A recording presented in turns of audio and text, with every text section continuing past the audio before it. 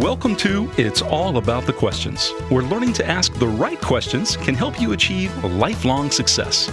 Now, here to help you ask all the right questions is award-winning author, international speaker, and business strategist, Laura Stewart. How'd you like them apples, everybody? Thanks to Joshua Batty-Barr, who created that for me for the opening for the show. I would love to know what you think about it. It's the first time I am using it, so I'm excited to be here with you all today and to really just have an opportunity to be with you and share some a great guest that I've got on my show today, and to hopefully bring you forward into a new level of thinking about our topic today. It's not my usual topic. Last week wasn't either. And I do apologize for not having the last 2 weeks of shows up onto podcast, but by the time this goes to podcast, all of them will be up. My hand is free. It is still swelling really badly, but I'm getting much better at using it.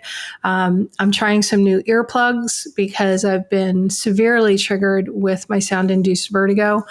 And that's pretty much just emotionally shut me down. So I will be honest with everybody. The reason I haven't posted the shows up that were recorded was I just felt immobilized and emotionally shot, and I couldn't get myself up to do the things that I knew I needed to do. But I'm here today, and I'm excited because I thought I was going to have to postpone today because my neighbors are getting roofs. And they were supposed to start today, and it's not starting till tomorrow. So yay, I get to bring you my guest live here today. And I'm going to bring her on camera in just a moment, but her book is called Stroke Forward: How to Become Your Own Healthcare Advocate One Step at a Time. Her name is Marcia Moran.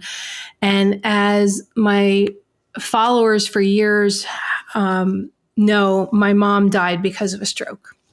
And I still get emotional about it because it's just really hard. And when I met Marcia at Steve Olsher's Virtual New Media Summit, where I was an icon and she was pitching and practicing her pitch, I just knew that this was too important a topic not to have on because it can affect young people, older people. It shows no mercy when it hits. And it's something we all need to be aware of and know the signs of. And I don't remember if March is Heart Month or not. I can't remember. Marcia will probably remember that. But this is just something that I feel is so critical to be talking about nowadays. And with the AstraZeneca vaccine, people saying it can cause strokes and things like that, there is an awareness. But I want to bring Marcia in right now because Marcia, this book made me cry. It made me smile. It made me laugh. And I'm just so grateful that you are here. And after surviving a stroke out of nowhere to be here. My friend Cheryl Lusheng died from a stroke in her heart a few months ago. She was 51 years old. Wow, that's terrible. So first of all, thank you for having me, Laura. And I'm sorry about your mom. I know it's a loss. Yeah. And, when I started reading the book, I had my box of tissues nearby, which I have here too, just in case. But I do have these at every episode because Kleenex Ultra Soft, because so often when you connect to something that shifts your awareness, shifts your thinking, tears come, at least for me. I call them Holy Spirit tears. When you know that your soul just connected your conscious body to something beyond you. And that's kind of what I felt when you and I connected on Virtual New Media Summit. Was strokes are something that really happen every day to so many people at different levels. Some of them you don't even realize you've had a stroke, and other ones are so debilitating, like my friend Deb's dad, who a year later, he can walk, but it's still with difficulty. Yeah. Because his right side of one side of his body has just been paralyzed by the stroke. So what was it what made you write this book? Okay. And what is it about your stroke that said to you, I'm taking a new path now? So I decided to write the book while I was still in the hospital. And at my 1-year anniversary, I sat down and started typing. And that's saying a lot, because when I typed, I could type 2 paragraphs a day. I feel that way sometimes, and I didn't have a stroke. So. But I know it's a very different thing. I don't mean to make light of it, but I can't even imagine not being able to get your thoughts out of your body. Well, it's also, so I had aphasia. So I couldn't think of the word for a long time. So I'd look at thesaurus.com and try to think of the word. Okay. And sometimes I could think of the word, but I couldn't really spell it. So once again, thesaurus.com came in handy. It took me 4.5 years to write it and publish it. That's a long time. Actually, it's pretty amazing, because having helped many authors get published and write their books and stuff, 4.5 years. Some people are 10 years in and they still haven't published it. So I want you to recognize how huge that is, that on top of the stroke, you're one of the 1%ers who have actually done what they started out with, writing a book. Well, thank you. Okay, so talk to me about what happened. I want people to understand what stroke symptoms are and how they can affect you. I mean, I know your husband was downstairs, Right. but he didn't know what was happening to you. And when I read in the book about your husband's perspective on it, it brought me back to my mom was in the other room in my house. Mm-hmm. And I had heard her get up. And I was like, oh, I'm going to take a few more minutes to sleep. She's just doing her usual, go to the bathroom and back. I heard the toilet. I came back. She went back. I heard her go back into her room. And then I heard some other noises, but I thought it was just my mom's usual breathing patterns and things like that. And so I took a shower, and it turns out she had had a stroke and was laying trapped on the floor that whole time. And that's a horrible feeling. Yeah. But what did it feel like for you? So I had no idea that I was having a stroke. I woke up and I felt weird. So I texted my friend Rochelle to tell her that she wouldn't be meeting me for breakfast, right? And I looked at the phone and I couldn't read it. It was funny words. So I thought, I'm just going to text her later. I put the phone down, I rolled over, and bam, I had the most excruciating headache ever. And despite the pain, I fell asleep. The next time I woke up, I know I was in serious trouble because my right side was completely paralyzed. So I had to make a decision then. I was going to find help or give up. And so I rolled myself off the bed and I dragged myself across the floor using my fingers in the carpet as leverage. Wow. And I got to the door, which was closed. And I reached up, and I don't know how many times I reached up because I couldn't actually get enough height because my body was, the stroke and my inability to move my right side made it really hard to reach the handle. And I did reach it finally. And I took a break because I was really tired. And eventually I started dragging myself down the hall until I totally ran out of gas. And I thought, well, Jim will come upstairs for something to drink, right? And something went crash. And Jim came upstairs and he said, Marcia, are you okay? And that's the point I realized I couldn't speak. He Which said, is why "Marcia," you couldn't shout for help. that's right. Well, I didn't even try though. So I didn't even think about calling for help until he asked me, "Can you talk?" I went. So he called 911 then and looked around the upstairs to see if he could find anything, which he couldn't. And then he came outside and waited for the paramedics. And I think it probably took about 10 minutes until the paramedics arrived. And one of them said, "When did she have her stroke?" And that was the first time my husband and I thought of the word stroke. Then when I saw my mom laying on the ground, I knew immediately she had a stroke. Yeah. I could see it in her eyes. I could see her hand trying to move and her body just in a position. But because my mom had heart issues and everything, and she's had blood clots before, I think I was more hyper aware of it. Yeah. But yet it still came out of nowhere, the severity of it, where I just stood there paralyzed. I couldn't even get down on the floor. I just felt paralyzed, I can't do anything. Yeah. And you managed to drag yourself across out of a closed room to a hallway, and your husband finally heard something, a crash, which you said you never found what that crash was. That was, to me, that's a God thing. Yeah.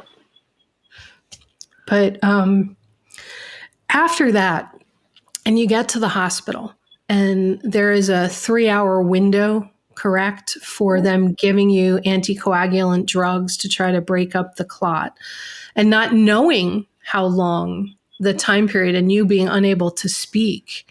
I mean, what happens then for somebody going through a stroke from both sides of it? I mean, you had to be just exhausted on top of everything. So I actually lost consciousness when they loaded me into the ambulance and didn't know anything until I woke up in the hospital. So I was dressed in a hospital gown. I had a needle in my arm and my husband was there. And that was all I can remember, thinking that things are going to be all right because my husband was there. So with TPA, which is the thing that you mentioned, which is tissue plasminogen activator, they didn't give me any because they didn't know when I'd had my stroke. And it turns out that that was the right thing, because if they had, I would have had another bleed. Okay. So I think it's important to know that now, back then it was 3.5 hours, and I think they've increased it to 4.5. Okay. But it's important to know that if they say you shouldn't have it, trust them, because they know that it's been too long for you. Right. And if you're on blood thinners or anything like that, and perhaps the blood thinners still, you had a clot with them, which was the situation with my mom, they can't risk giving that as well, Right. because of the excessive bleeding, which can cause a bigger, I mean, they said to me that if they had given it to my mom, the excruciating headache, agony, pain she would have been in would have been far worse than what she was dealing with. Wow. And you even talked about that a bit in your book about that. So you said your husband was there. Yeah. And he was able to be your advocate. Yeah. I know, having been a caregiver for most of my life, that not everybody is equipped to be a caregiver. Yeah. And that's one of the things you really talk about in here as well, is that you need to have somebody who can be your advocate in a hospital, especially when, in your case, you had no voice. Yeah. What was that like for you and your husband? And for you, I mean, you were a very independent woman who ran a successful consulting business and everything. And all of a sudden, your world stopped dead and you had no way of knowing when it was going to start again. So you have to understand that my thinking skills were diminished. And when people came into the room, I understood what they were saying, but I couldn't talk back to them. And so I relied on my husband to say what needed to be said. Now, here's the good thing for me. At least he knew me well enough to say the things that I agreed with. Because we laugh, but so often the family member or friend really has no clue right, what your wishes would be in a situation. right. And the thing is that when the doctors or nurses or whoever said something, you have to filter out, is this really the thing I want to happen, or the thing that this person will want to happen? And again, at least he said the right things for me. So it's really important for someone to talk to who they want their caretaker to be if they have any special wishes, right? Well, Right. we didn't have any, but I think maybe now is very different for us because we've had some conversations and we know what to do. What was like, I think I was frustrated, but I think my frustration didn't last very long because I couldn't remember very long. So someone came into the room, they talked. It was then that they talked to my husband, even though I could hear them. When they left the room, I completely forgot what the whole conversation was about. And that went on for quite a while. And that had to be hard as somebody who was used to being very active, who was used to using her brain to do a lot of things and helping other people. I mean, I'm just so curious looking back on it now. You had no choice, right? This was just what it is. Yeah. But what came up for you? I mean, were you able to even ask yourself any questions or think about what this was potentially going to mean for you and your family? So I thought that I would run a 5K on my first anniversary. Okay. So that's where I was thinking. It's like, I have to get better. And it's funny because my husband did everything he could to support me. So if I had said I was going to run the 5K, okay, you'd be doing it. I found that I could think higher level things briefly, and then they go away. So when I was 3.5 years out, that's when the final piece came into focus for me. And I feel like after the 3.5 years, I'm going to quote, I'm better. So I feel like I'm 95% there. And I'm still striving for 100% because stroke patients can get better every single day that they think they can, right? Right. So if someone out there is telling you you have a year, that's not true. You have every single day of the rest of your life to get better. A friend of mine, Ed, on his 50th birthday, had a major stroke. Oh. And our birthdays are a couple of weeks apart. And I heard about it, and he, unlike you, he wasn't able to walk as quickly. I mean, he had to stay in a wheelchair for a really long time and use all sorts of different assistive things. And this is a man like you who was incredibly active and did all these things. And like you, he said, I have a chance to every day could be an improvement or a difference. At what point, or maybe you haven't, Marcia, I don't know the answer to this. That's why I'm asking the question, right? Did you realize that your old normal was not going to be a possibility? Because I know with my ear and things that I've been dealing with for 3 years now, I'm trying to accept the fact that I'm, okay, the old Laura is probably not coming back. Do I want that person to come back? Yeah, kind of do. But so I'm still struggling with that myself. I'm curious for you, have you looked at that, thought about that, and where are you at with that? So I thought I would run a 5K on my first anniversary, and it didn't work. So I thought, okay, I'm going to run it on my second anniversary, and it didn't work. Because you ran 5Ks before. No, but I ran before. Okay. And so I thought, well, it'll be on my third anniversary. Well, by the third anniversary, I had realized that I had become a completely different person, but it took me over 2 years to get there.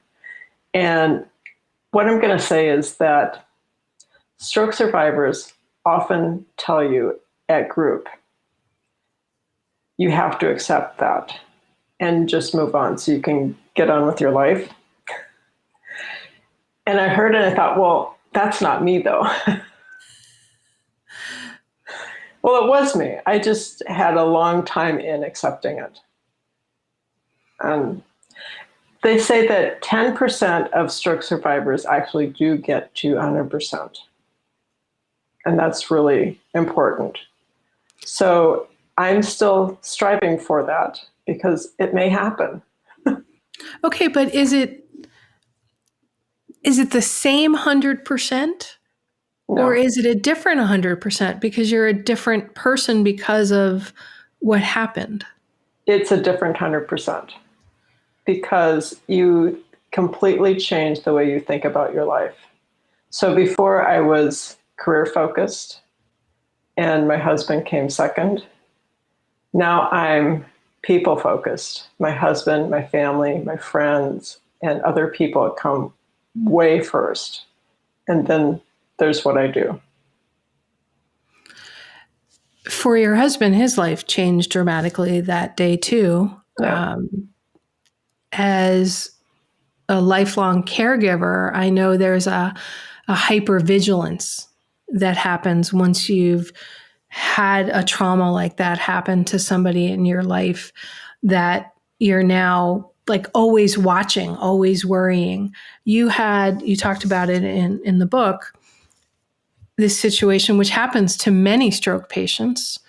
You lost the ability to get that awareness of when food wasn't going the right way and you could be choking, which meant, can you talk about that and what that meant for both you and your husband? Yeah. So 65% of stroke survivors can't swallow correctly. And so you're supposed to be on a liquid diet. And for us, that means a really thick liquid, not water, but it's really thick. So for me, my stroke was on the right side. So I took the liquid in, I turned my head to the left, I swallowed, and then I turned my head forward again. And that's because the muscles on my right side weren't working. Okay. And so the hospital set up food for lunch. And I'm thinking, woohoo, food, yay! And I took a bite and choked. And I don't know how they got it out, but someone, I suppose, reached in and grabbed it. And that's the first time my husband realized that I could die. This was serious.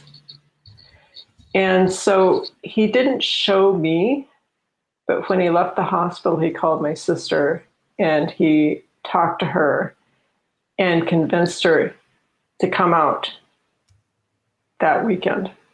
Now you have to understand, this is the end of March. She's pre-COVID. Pre-COVID. She's a CPA. this is a bad time to ask her to come. It had tax season. Oh, Yeah. And yet she was right there and said, yes, of course. Now, the day before he called her, he hadn't been so hysterical. And he didn't think anything bad would happen to me.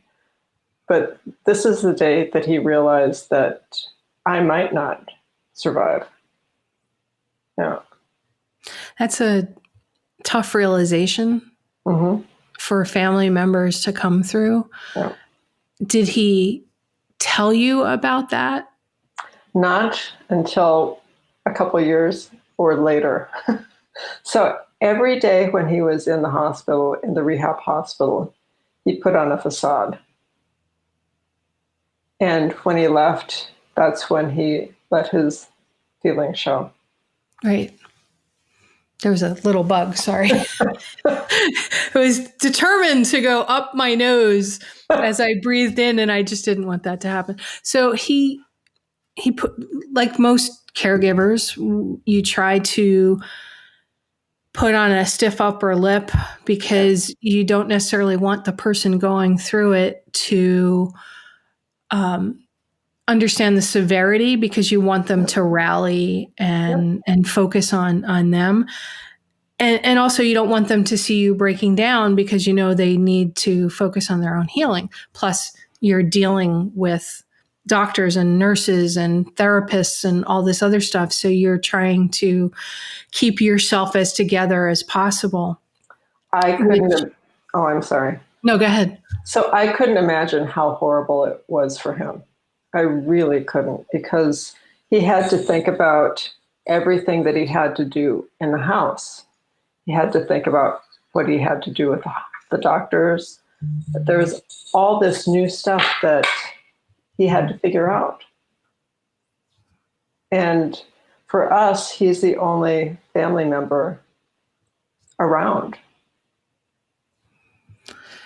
Which adds the added burden. Now, was he somebody that did stuff around the house prior, or you basically, like most wives, mothers, women in a relationship, you just handled everything and they're like, where's the checkbook kind of thing?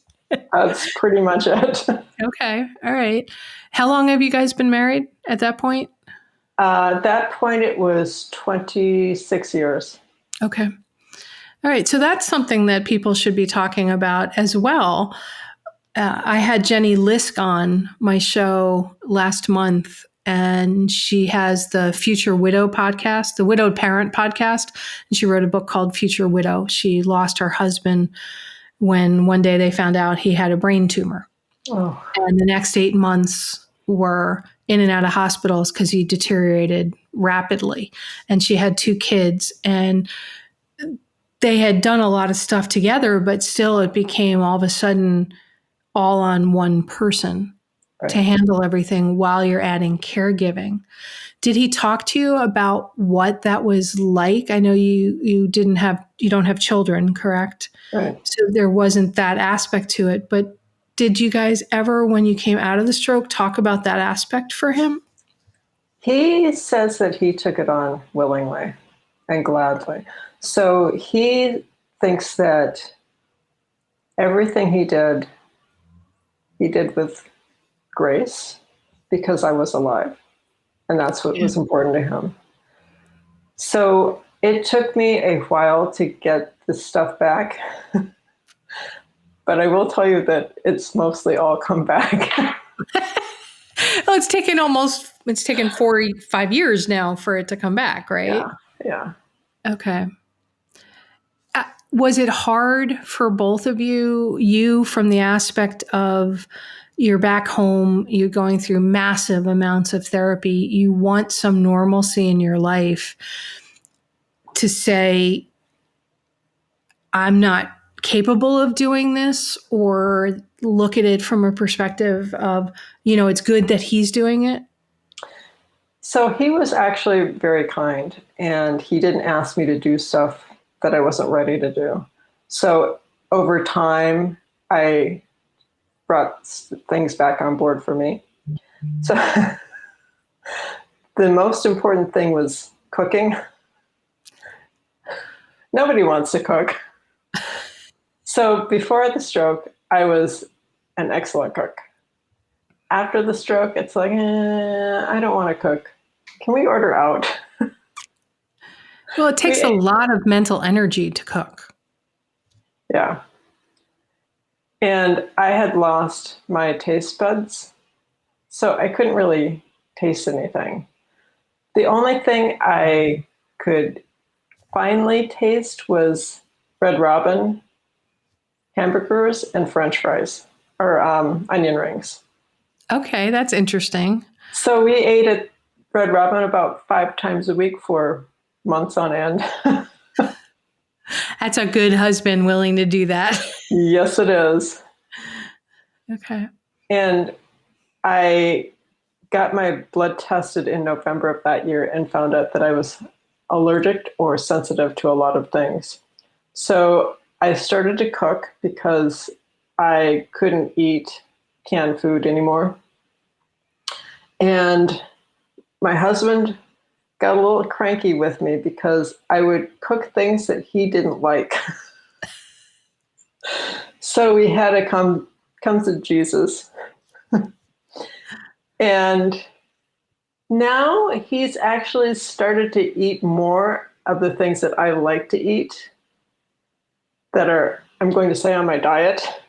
Okay, give me an example. So I make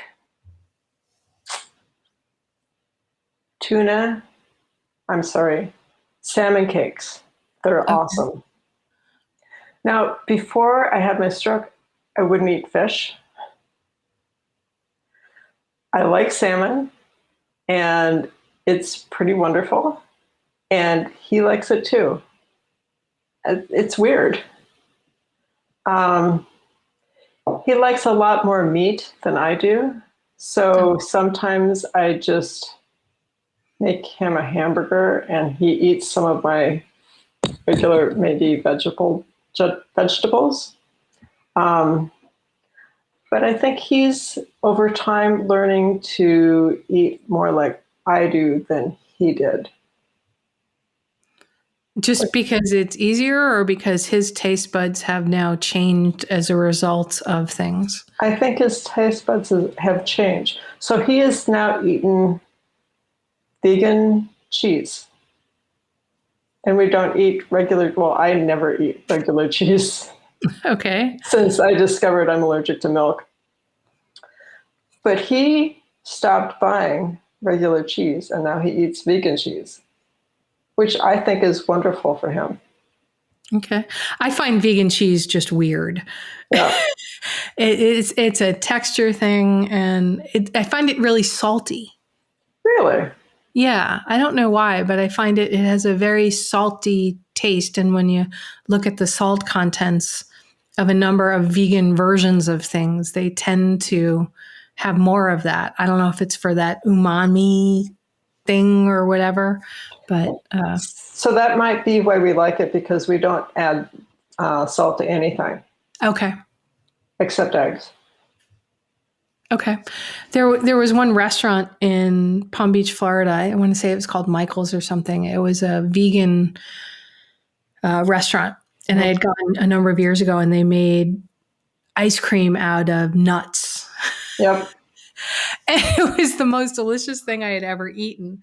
So then I'm like, oh, okay, I'll go try it from some other options that are available to us humans that don't cook like that chef did. And I have to say it was night and day difference. I'd only want to have the vegan ice cream from that place. Yep. Cooking, so you've changed the way you eat because you discovered you had these allergies. Was that as a result of the stroke, or do you think you had those beforehand? Because your body sounds like it's changed quite a bit physically, emotionally, and mentally as a result of the stroke that some people don't think about. So I think I had those allergies before. So I was stuffed up and I went to 3 different doctors who did a skin test on me, and they said, oh, you're not allergic to anything. So this doctor took a blood test And it's the blood test that found that I was sensitive to all these things.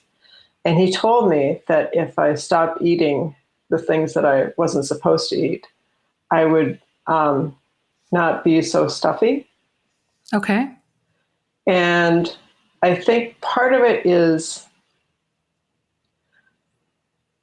well, I did. So I looked at my list and I went through the store, and it took me probably 2 or 3 hours, but I didn't buy anything that wasn't on the list. When I ate the things that I was supposed to eat and nothing else, I cleared up, right? Completely. Did it help with the aftermath of the stroke as well? It did. So my right carotid artery had dissected, which And means that's what that it caused had the stroke? that's what caused the stroke. So that actually means that it had a tear. They said at the hospital that I wouldn't have to worry about it because it was closed down. Okay. When I went for my CAT scan, a year after, it had opened up. And do you credit that to changing I your foods and the way you lived? I credit it to changing my foods. Okay. So it went from completely blocked, and they told me it would always stay blocked, to open, which is amazing to me. Yeah, the body has an amazing ability to heal.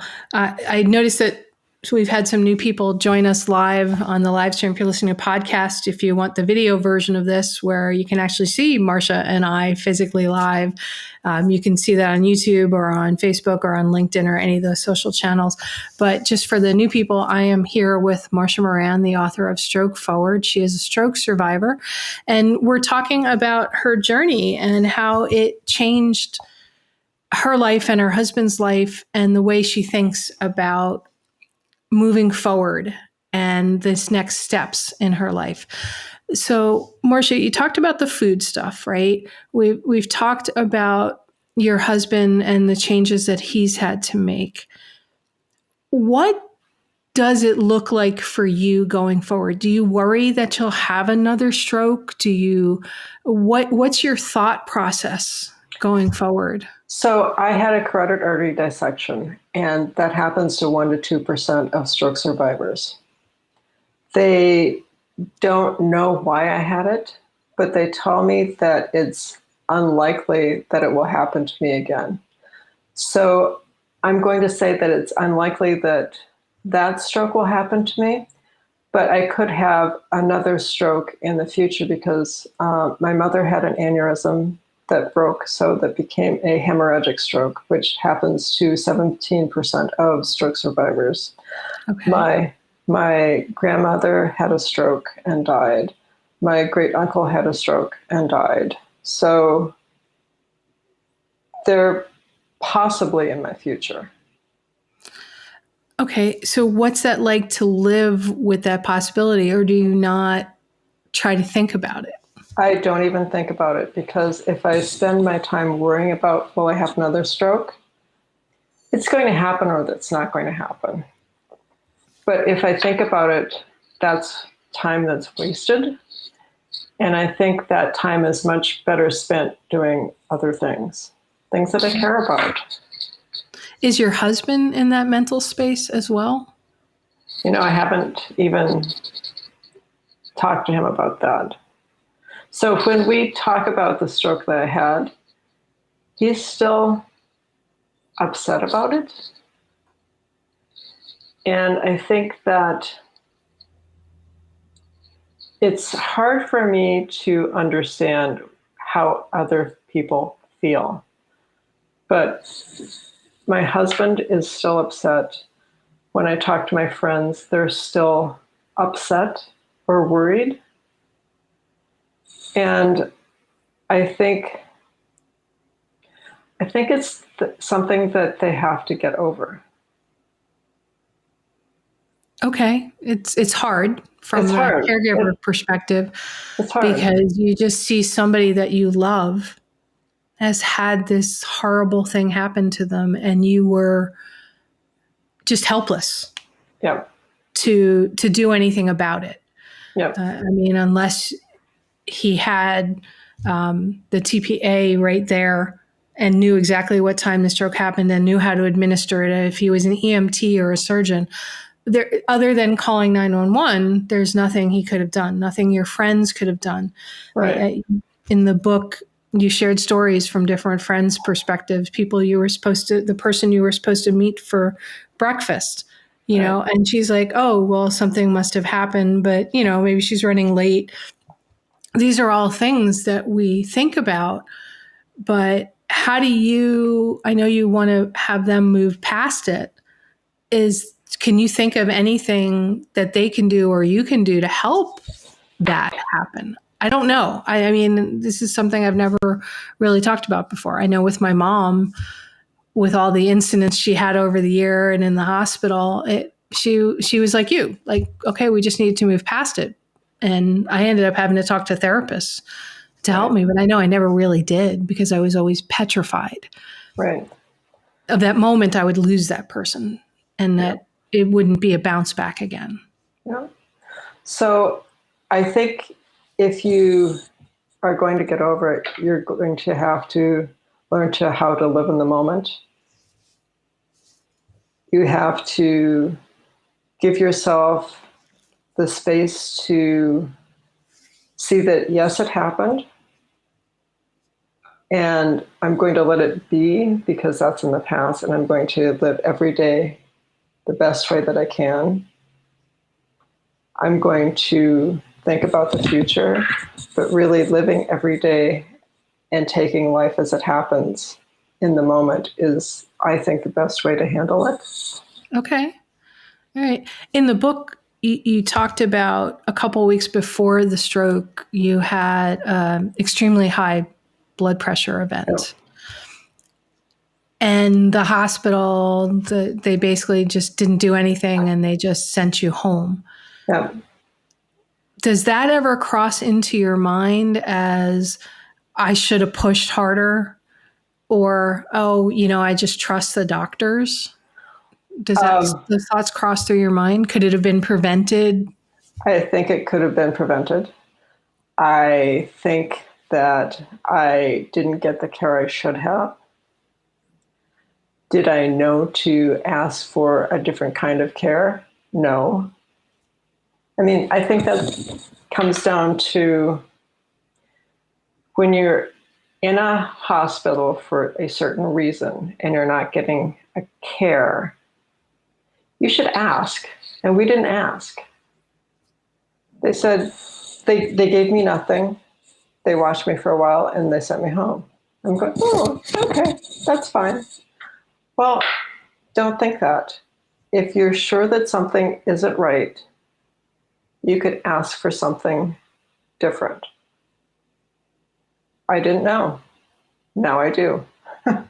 Okay. What are some other tips you want to share with people about being advocates for themselves or for their loved ones in a crisis situation with healthcare? So the first thing I'm going to say to caregivers is that you should take care of yourself. So you should eat right. You should exercise. You should think about yourself first, because if you don't think about yourself first and you put all your effort towards the stroke survivor, you're going to run out of energy. And that's a bad thing. So I think I'm most interested in telling people about neurofeedback because that is a therapy that has been around for 15 or 20 years and nobody really knows about it. And neurofeedback is something that I like because until I got it, I couldn't talk or couldn't talk much. From the aphasia. From the aphasia. And so it was 3.5 years after I had the stroke. And a doctor said, Marcia, I think this is really good. You should try it. And he gave me the website to go to, and he said, take a look at it. And if you like it, come back and tell me. So I went home. Well, first of all, I had no idea what neurofeedback was, right? So I looked at the website, and I found that 85% of traumatic brain injury survivors got better when they had neurofeedback. And I'm going, okay. Wow. That's huge. Yeah, it's huge. Now, a traumatic brain injury is different from stroke, but still, that's a huge percentage of people who got better. And I went, okay. So I didn't see anything on the site that told me that I would be susceptible to anything bad. So I said, okay, I've got to try it out. I went in for the first treatment, and he put something wet and sticky. It was kind of like cat spit on my head. And he stuck EEGs on it, 2 positive, 2 negative, and a ground. He turned the neurofeedback device on. I could see my brain waves going across the computer monitor. Right. I felt nothing. I went, okay. So it uses a charge of a 1/100th of a AAA battery. So it is so slight that I couldn't feel it pinging into my brain. But when I went home that day, I noticed that I spoke a little bit better. Okay. And after 16 sessions, I speak like I do today, which is pretty darn amazing. Because it's stimulating the brain in very specific areas. Yep. Well, that's wonderful. That's absolutely wonderful, Marcia, that you've come so far as you had. And I love how in your book, you share how to be your own healthcare advocate. I mean, you talk about specific things that caregivers need to know and questions and thoughts that you should talk about to the healthcare practitioners, to the hospital, things you should have done, like legal agreements with healthcare directives and things like that, so that you know what your wishes are and the other person does if you're incapable. I think that's so important.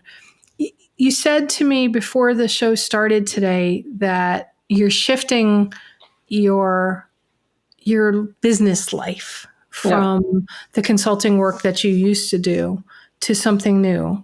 Why don't you share with that? Because I think it's such a huge thing to talk about, how you're allowing this really terrible experience that you went through and turning it into a positive. So why don't you share about your next steps? Well, I recently joined the Health Coaching Institute, and I'm going to become a health and life coach in about 6 months. I mean, I just started last week. Woo, that's awesome. Yay!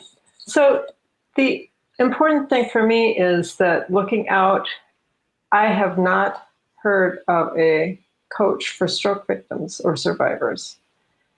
And I think that's really important, because if a stroke survivor doesn't have someone coaching them, in addition to caregivers,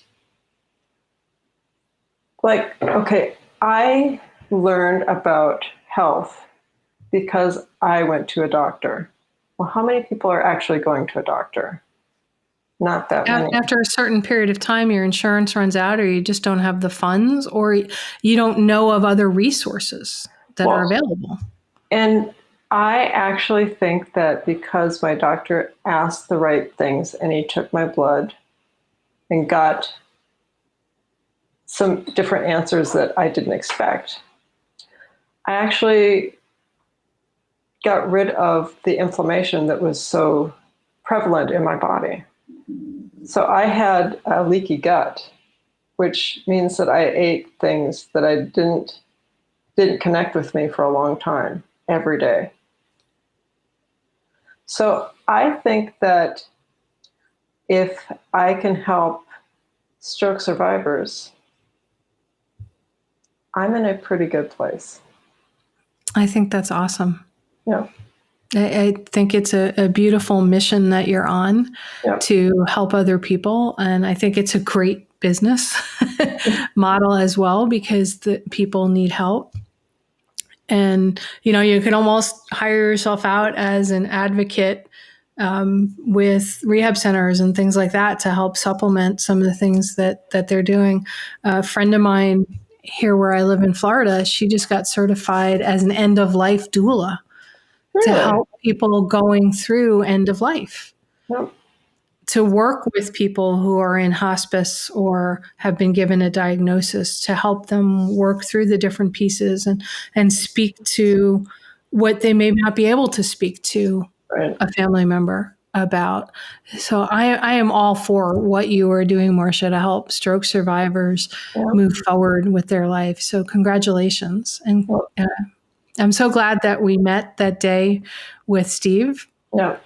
Thanks to Steve Olsher of the New Media Summit, who got me to meet Marcia. So how do people, Marcia, find your book and reach out to you? Because the book is Stroke Forward. I'm holding it up thinking that everybody can see this, but there is a podcast, which is audio only. And the book is called Stroke Forward, How to Become Your Own Healthcare Advocate One Step at a Time. And I love the book. And there's information about Marcia on the back. I rarely talk about this stuff, but, you have a BS in political science, a master's in business administration, and you're taking a complete switch from talking about performance in business to performance in life with your new moving forward. So how do they find this book? So they could go to Amazon and type in Stroke Forward, and it will take me to my book. If they want to if they want to find me, I'm at strokeforward.com. That's strokeforward.com. And if they want to find me on Facebook, it's Stroke Forward. Okay, so because I was having trouble finding you, I was looking for Marcia Moran on Facebook and wasn't finding that. So I will have to tag Stroke Forward on Facebook so I can tag you on this recording and stuff like that. Okay. Last thought you'd like to leave my listeners with? Yes. So for stroke survivors, never give up. Because if you can improve your neuroplasticity by doing things over and over and over, you can get better every single day. I love that. That is just such a beautiful thought to leave us with, Marcia. And I love how your speech has come so far, and you're just such an advocate for yourself and for other stroke survivors. So thank you. Thank you very much. All right, everybody, I've been talking with Marcia Moran about stroke survivors, caregivers, being your own health advocate. I've talked about this for years and years about how you can't just assume that a doctor tells you something and it is the truth. You need to fight for yourself and fight to be heard, especially as a woman where often you're discounted when it comes to healthcare conversations. So I invite you to grab a copy of Marcia's book, Stroke Forward, which has so many amazing pieces of information in here for stroke survivors, but not only for stroke survivors, but some really good tips just for people to know before you have an event that lands you in a hospital. And remember, everybody, at the end of the day, the right questions can change your life. So what are you asking today? Have a great day, everyone. You've been listening to It's All About the Questions, starring Laura Stewart. Connect with Laura at it'sallaboutthequestions.com and download a free workbook that will help you ask better questions starting today.